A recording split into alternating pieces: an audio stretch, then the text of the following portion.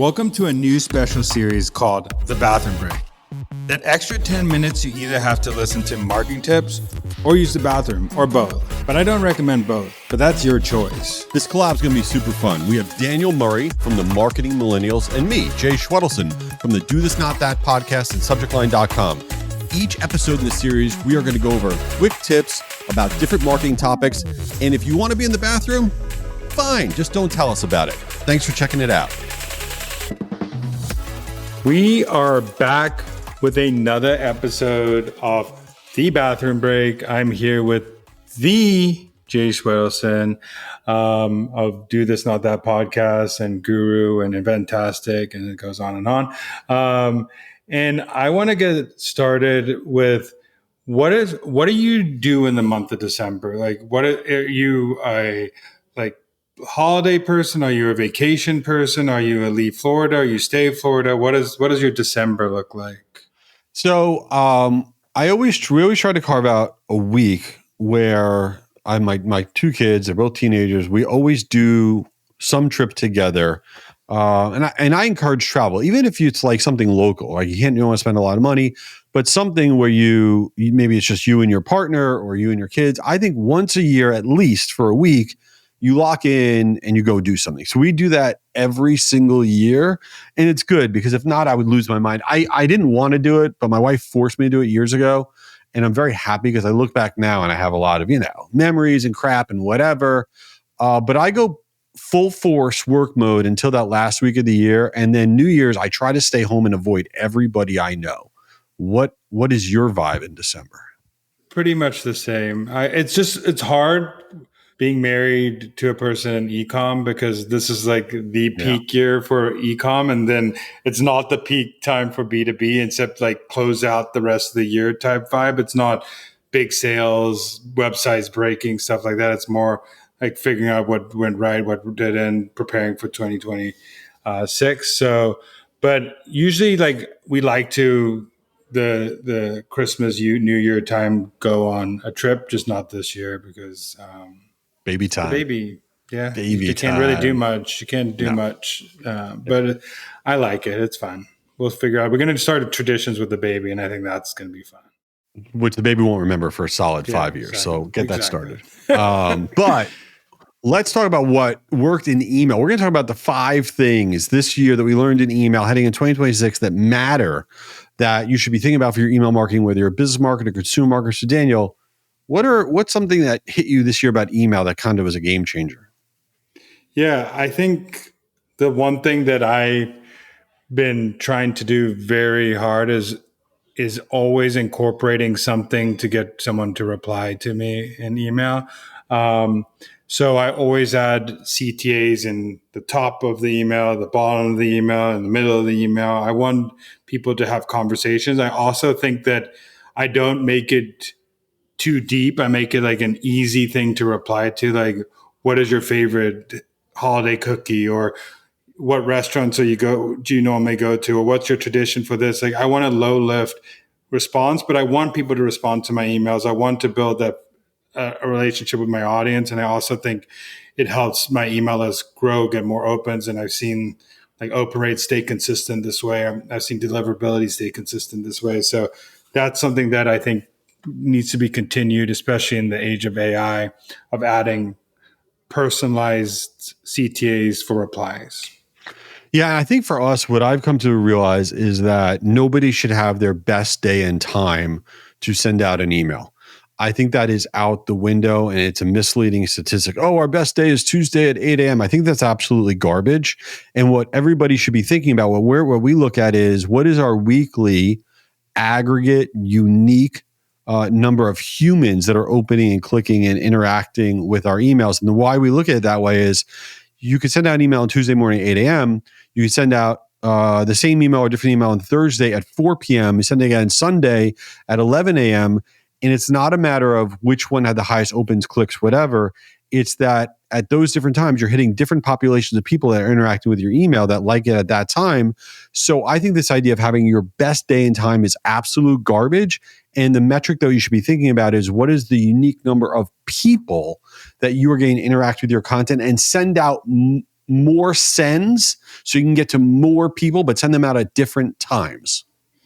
Yeah, I added something along this lines that we've been doing in 2025 and continue to do 26 is we do verified subscriber and open rates, click rates, and verified meaning like we know who they are in our ICP and compare that to the list. So we have like a verified subscriber metrics versus not. So like verified are people in ICP that click the emails, that open the emails, because we want to know like truly in ICP what they like and what they don't like and separate it.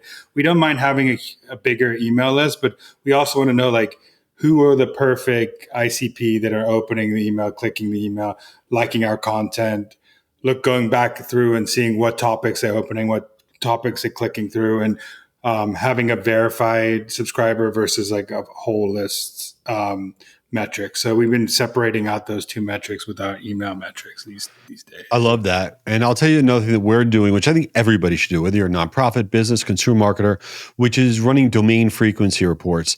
One of the probably most biggest missed things is looking at your data this way. What I mean by that is take your database and run a report by domain, right? So at Ford.com or at Comcast.net or whatever, and run it in descending order.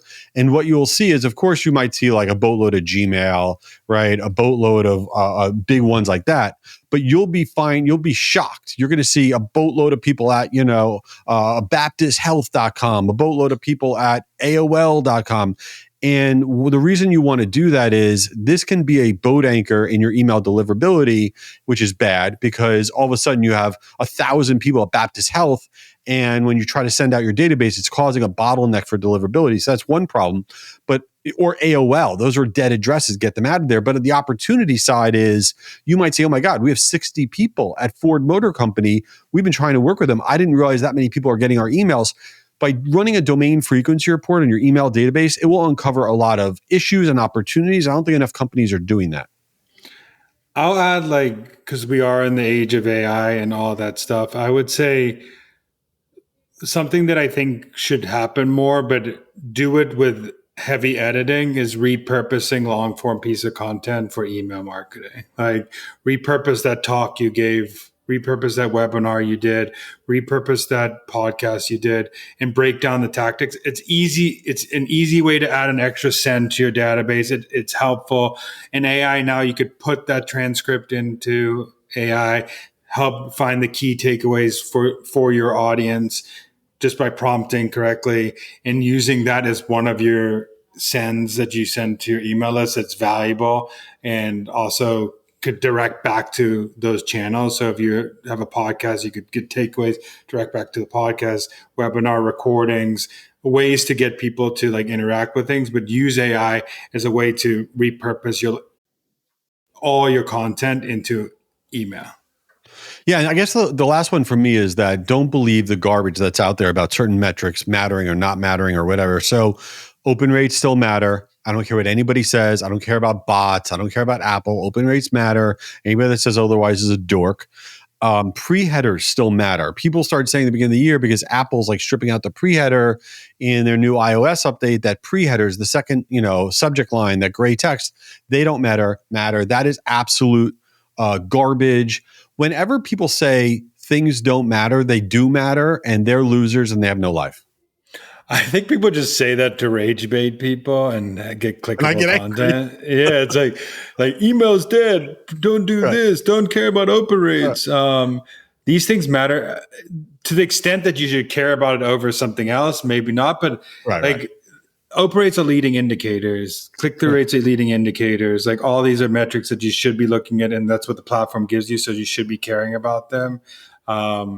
And yeah, that's why we get rid of subscribers all the time. Right. So because we care about that metric. So when in doubt, kick them out. Exactly. So speaking of December, now you're a Floridian, okay? Do you ever, and you're from Africa, which you are. I don't know why I always like say you're from Africa. It makes me laugh. Yeah. And you lived on the West Coast in warm weather. Have you ever seen snow, or are you still like, I've never seen snow? I did go to the University of Cincinnati, so I did.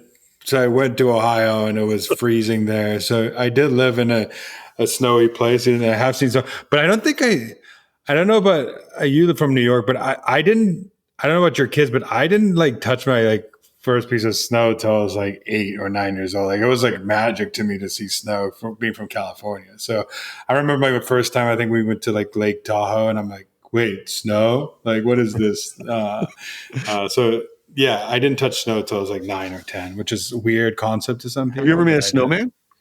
Yeah, I've done that. I mean, now I probably did it at like 15 years old, but I didn't get the snow tradition. It's more sandcastles when you're from like a Yeah. beach city than snowman. So By the way, for everyone around the country that doesn't know, since South Florida, it's so pathetic. You get like, some community thing at a park, they'll bring in snow. They'll like blow ice into like a little mountain, whatever. And they let kids like play on the snow. And it's really, really embarrassing and weird. And I've gone oh, to we used that. to do that at schools, and they used to like spray like the whole Yeah. like Yeah. grass of that. Yeah, I remember that. That was like the only version of, and it would melt in 5 minutes, but you still got I it. love how everybody around the country is listening to this like, hey, clown, you moron. It's friggin' 3 feet of snow here. And you guys are talking about you've never seen snow. Yeah, Daniel, by the way, you could DM him. He loves shoveling snow. He will come to your home and he will shovel out your Yeah. sidewalk. Yeah, I would love to like travel to like Wisconsin right now or Yeah. Minnesota. Like I'm really in need of heavy snowstorms right now. All So right. Well, now you can sing Do You Want to Make a Snowman? Or we'll skip that. We'll do that on the next episode. All right. Frozen Part 3 on the next episode. Daniel, we'll see you there, man. see you. Bye. Daniel, come on, man. I got to get back to work. Get out of there. All right. While he's still in there, this is Jay. Check out my podcast, Do This, Not That, for marketers. Each week we share really quick tips on stuff that can improve your marketing, and I hope you give it a try. Oh, here's Daniel. He's finally out. Back from my bathroom break. This is Daniel. Go follow the Marketing Millennials podcast, but also tune into this series. It's once a week, the bathroom break. We talk about marketing tips that we just spew out, and it could be anything from email subject line to any marketing tips in the world. We'll talk about it. Just give us a shout on LinkedIn and tell us what you want to hear. Peace out. Later.